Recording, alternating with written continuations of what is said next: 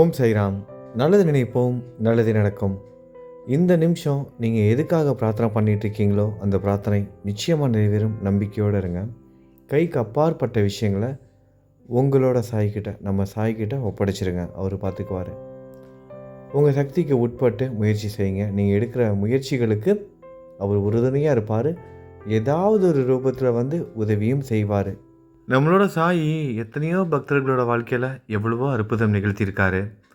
நம்மளோட வாழ்க்கையிலையும் உங்களோட வாழ்க்கையிலையும் நிறைய நிகழ்த்தியிருப்பார்.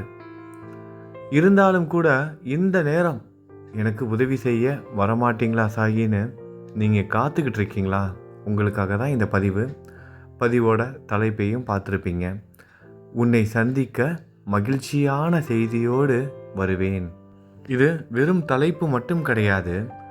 உண்மையான பக்தியோடு நம்பிக்கையோடு சாயை நம்புகிறவங்களுக்கு அவர் ஏதாவது ஒரு வகையில் காட்சி கொடுப்பாரு. அவங்க எதிர்பார்க்குற நல்ல செய்தியை கொண்டுட்டு வருவார். அது எந்த ரூபத்தில் வேணாலும் இருக்கலாம். ஆனால் நீங்கள் எந்த ஒரு சூழ்நிலையாக இருந்தாலும் இது நடக்காது, இது சாத்தியம் இல்லை அப்படின்னு மட்டும் நினைக்காதீங்க. சாயோட பக்தர்களாக இருக்கிற நீங்கள், சாயை நம்புகிற நீங்கள் இது நடக்காதுன்னு மட்டும் நினைக்காதீங்க. நம்ம கைக்கு அப்பாற்பட்டு எவ்வளோ விஷயங்கள் இருக்குது. நம்ம முடியாதுன்னு நினைப்போம். தீர்க்க முடியாத சிக்கலாக இருக்கும். அது தீர்க்க முடியாத விஷயமா இருக்கும். ஆனால் எப்படி சரியானதுனே தெரியாது. எப்படி சரி செய்வார்னே தெரியாது. ஏதாவது ஒரு மிராக்கல், ஏதாவது ஒரு அதிசயம் நடக்கும். எவ்வளவோ ஆபத்துகள்லேருந்து எத்தனையோ நண்பர்களையும் எத்தனையோ பக்தர்களை, சகோதரிகளை சாய் காப்பாற்றிக்கிட்டே இருக்காரு. நம்ம சாய் குடும்பத்தை சேர்ந்த நண்பர்கள் தினந்தோறும் அனுபவிச்சுக்கிட்டே இருக்காங்க. ஏன் நம்மளும் அனுபவிச்சிருக்கோம். இதுக்கு முன்பு நிறைய அனுபவிச்சிருக்கோம். இன்றைக்கி கூட, இந்த நிமிஷம் கூட நிறைய நண்பர்கள் இந்த மாதிரி சாயால் நிறைய நல்ல விஷயங்கள், நிறைய அற்புதங்கள் அனுபவிச்சிருப்பீங்க.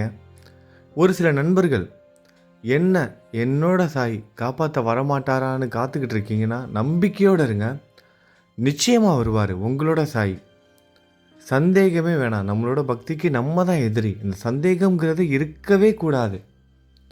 மனதில் துளி அளவு கூட சந்தேகம் இருக்கக்கூடாது. நிறைய நண்பர்கள் இன்றைக்கி செய்கிற மிகப்பெரிய தவறே, பாபா உங்களை நான் ரொம்ப நம்புகிறேன். பாபா கூட நிறைய நண்பர்கள் சண்டை போடுவாங்க. நம்புகிறவங்களாக இருந்தாலும் சரி, இந்த உரிமையோடு சண்டை போடுவாங்க. நிறைய பேர் சண்டை போடுவாங்க, பாபாவோட சண்டை போடுவாங்க, வாக்குவாதம் செய்வாங்க. ஏன் இப்படி இருக்கீங்க, அது இதுன்னு சொல்லிட்டு என்னென்னமோ பேசுவாங்க. எல்லாத்துக்கும் பாபாவுக்கு உரிமை இருக்குது. யார் வேணால் எப்படி வேணால் பாபா கிட்ட பேசலாம். நண்பனாக எப்படி வேணாலும் அவரை நம்ம ட்ரீட் பண்ணலாம். அவரும் அந்த இடத்த நமக்கு கொடுப்பாரு. அந்த உணர்வே நம்ம கொடுப்பாரு.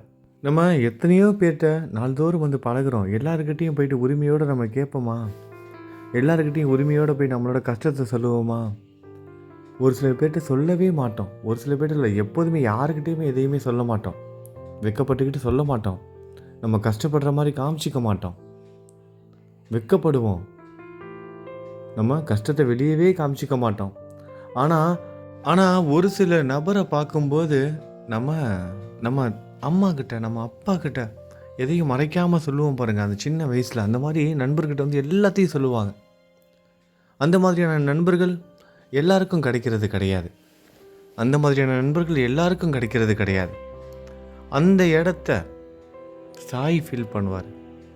அந்த உணர்வை கொடுப்பார். தாயாக, தந்தையாக, நண்பனாக, இப்படி பல விதமாக, குருவாக, கடவுளாகன்னு ஒவ்வொருத்தரோட வாழ்க்கையிலையும் சாய் ஒவ்வொரு விதமாக வாழ்ந்துக்கிட்டு இருக்காரு. ஒவ்வொரு உறவாக வாழ்ந்துக்கிட்டு இருக்காரு சாய். நிதர்சனமான உண்மை. இந்த பதிவை நீங்கள் கேட்டுக்கிட்டு இருக்கீங்கன்னா உங்களோட வாழ்க்கையில் சாய் உங்களுக்கு என்னவா இருக்காருன்னு சொல்லுங்கள். நண்பராக இருக்கிறாரா, தாயாக இருக்கிறாரா, அப்பாவாக இருக்கிறாரா, குருவாக இருக்கிறாரா, கடவுளாக இருக்கிறாரான்னு இதை சொல்லும்போதே என்னோட நாக்கு அந்த தடுதலுக்குதுன்னு சொல்லுவாங்களே, அப்படி நடுங்குது. அந்த உணர்வு வார்த்தையால் விவரிக்க முடியாத உறவு. நமக்கும் அவருக்குமான உறவு, உங்களுக்கும் அவருக்குமான உறவு எப்படிப்பட்டதுன்னு சொல்லுங்கள். பல நேரத்தில் பல உறவுகள், பல நேரத்தில் பலவிதமாக அவர் ஒவ்வொரு நேரத்துலையும் ஒவ்வொரு விதமாக நமக்கு துணையாக இருக்கார். தாயா, தந்தையான்னு அப்படியே ஒவ்வொரு நேரத்துலையும் நண்பனான்னு ஒவ்வொரு நேரத்தில் ஒவ்வொரு விதமாக. இப்போ இதில் இப்படி பல விதமாக அவர் நமக்கு வந்து இந்த உறவும் அந்த உணர்வையும் கொடுக்குறாரு, அந்த கம்ஃபர்ட் ஜோன் வந்து கொடுக்குறாரு. நீ என்கிட்ட எப்படி வேணா இருக்கலாம் அப்படிங்கிற அந்த ஒரு இடத்த வந்து கொடுக்குறாரு. எல்லாருக்கிட்டையும் போய் உரிமையாக நம்ம பேச முடியாதுல்ல, அந்த உரிமையை அவர் வந்து கொடுக்குறாரு. அப்படிப்பட்ட சாய்கிட்ட நிறைய நண்பர்கள் செய்கிற மிகப்பெரிய தவறு என்னென்னா, சாய் இங்கே பாருங்கள், நீங்கள் வந்து எனக்கு இதை செஞ்சீங்கன்னா தான் அதுக்கப்புறமா தான் நான் உங்கள் கோவிலுக்கு வருவேன், இந்த மாதிரி வந்து பேசுகிறது. ஆனால் ஒரு விஷயம் நல்லா ஞாபகம் வச்சுக்கோங்க, நீங்கள் சொல்லலாம். எப்படி சொல்லலாம்? சாயி, நான் உங்கள் கோவிலுக்கு சீக்கிரமாக நன்றி சொல்வதற்காக வரணும் சாயி, சந்தோஷமாக வரணும் சாயி, அப்படி கேளுங்க, அப்படி பேசுங்க.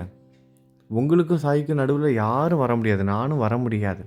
யாரும் தவறாக எடுத்துக்க வேணாம். நான் வந்து நீங்கள் சாய்கிட்ட இப்படி பேசுங்க அப்படி பேசுங்கன்னு சொல்கிறேன்னு சொல்லிட்டு யாரும் தவறாக எடுத்துக்க வேணாம். ஆனால் ஒரு முறை இப்படி முயற்சி செய்து பாருங்களேன், மிகப்பெரிய மாற்றம் நடக்கும் உங்களுக்குள்ள. நிறைய நண்பர்கள், நான் நாம ஜெபம் பண்ண மாட்டேன் சாயி, நாளையிலேருந்து நான் சாமி கும்பிட மாட்டேன் சாயி, நாளையிலேருந்து உங்கள் கோவிலுக்கு வரமாட்டேன் சாயி, நாளையிலேருந்து தவண மஞ்சரி படிக்க மாட்டேன் சாயி, இது சரியானதுக்கு அப்புறமா தான் சாயி நான் எல்லாமே நான் செய்வேன், இந்த மாதிரிலாம் சொல்லாமல், சாயி நான் எப்போதுமே உங்கள் கூட இருப்பேன் சாயி, நீங்களும் என் கூட எப்போதுமே இருக்கீங்க சாயி, இப்போ கூட எனக்கு என்ன தேவைங்கிறது உங்களுக்கு தெரியும் சாயி, நான் சொல்லணும் நான் கேட்கணுங்கிற தேவை இல்லை சாயி, இருந்தாலும் நான் உங்கள்கிட்ட கேட்குறேன் சாயின்னு உங்களுக்கு வேண்டதை, உங்களுக்கு தேவையானதை அவர்கிட்ட உரிமையோடு கேளுங்களேன். கேட்டுட்டு சொல்லுங்கள் சாயி, நான் சீக்கிரமாக உங்களுக்கு நன்றி சொல்லுவேன் சாயி, இப்போ கூட நன்றி சொல்லிகிட்டு இருக்கேன் சாயி, இப்போ கூட இந்த நிமிஷம் கூட எனக்கு நீங்கள் உதவி செஞ்சுக்கிட்டு இருக்கீங்க, இந்த கஷ்டமான சூழ்நிலையில் கூட நான் நம்பிக்கையோடு இருக்கேன் பாருங்களேன், அந்த நம்பிக்கையை கூட நீங்கள் தானே கொடுத்துக்கிட்டு இருக்கீங்க. இந்த நம்பிக்கையை கொடுக்குற நீங்கள் அந்த நம்பிக்கையை எப்படி வீண் போக விடுவீங்க? நம்பிக்கையை கொடுக்குறதே நீங்கள் தானே சாயி, நம்பிக்கையை கொடுக்குறதே நீங்கள் தான். அப்போ அந்த நம்பிக்கையை எப்படி நீங்கள் வீண் போக விடுவீங்க? நான் நம்புகிறேன் சாயி, நீங்கள் காப்பாற்றுவீங்க சாயி. எத்தனையோ பக்தர்களை இந்த நிமிஷம் கூட நீங்கள் காப்பாற்றிக்கிட்டு இருக்கீங்க. ஏன் என்னையும் என் குடும்பத்தையும் கூட இதுக்கு முன்பு பல முறை நீங்கள் காப்பாற்றிருக்கீங்க, இப்பையும் காப்பாற்றிட்டுருக்கீங்க, வழி நடத்தி கொண்டுட்டு போயிட்டுருக்கீங்க, இதுக்கப்புறமும் காப்பாற்றுவீங்க. இப்போ நிகழ்ந்து கொண்டிருக்கும் இந்த இக்கட்டான சூழ்நிலையிலிருந்தும் என்னை காப்பாற்றுவீங்க.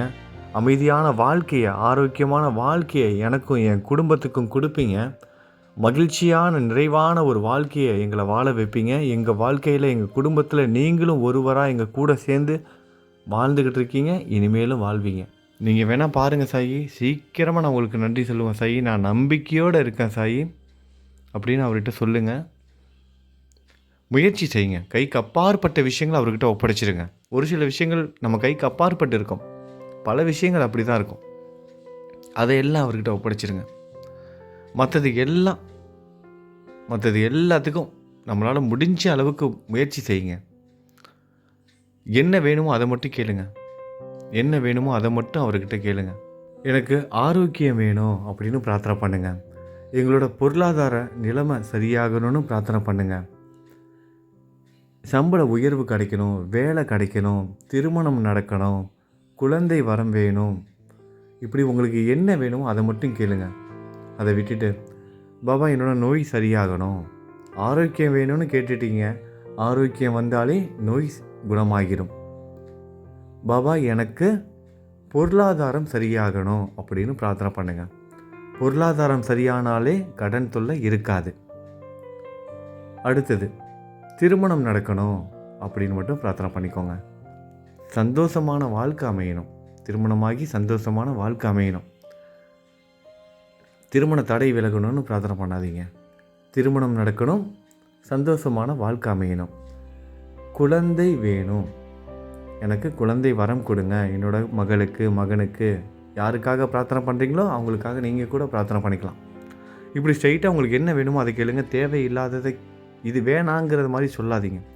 அதாவது நல்லது வந்துச்சுன்னா கெட்டது அதுவாக வெளியே போயிடும், நல்லது வந்துச்சுன்னா கெட்டது அதுவாக போயிடும். அந்த நெகட்டிவான வார்த்தைகள் கூட நம்மளோட பிரார்த்தனை நேரத்தில் இருக்கவே கூடாது. நெகட்டிவான வார்த்தைகள் கூட இருக்கக்கூடாது. நமக்கு என்ன வேணுமோ அதை மட்டும் கேளுங்க. நல்லது வந்தால் கெட்டது அதுவாக போயிடும். உங்களுக்கு புரிஞ்சிருக்கும்னு நினைக்கிறேன். இந்த பதிவோட தலைப்பை நீங்கள் ஞாபகத்தில் வச்சுக்கோங்க. உன்னை சந்திக்க மகிழ்ச்சியான செய்தியோடு நான் வருவேன். நிச்சயமாக உங்களோட சாய் வருவார். ஏதாவது ஒரு ரூபத்தில் உங்களுக்கு தேவையான உதவியையும் சாய் நிச்சயமாக செய்வார். நம்பிக்கையோடு இருங்க. நல்லது நினைப்போம், நல்லதே நடக்கும். ஓம் சாய்ராம்.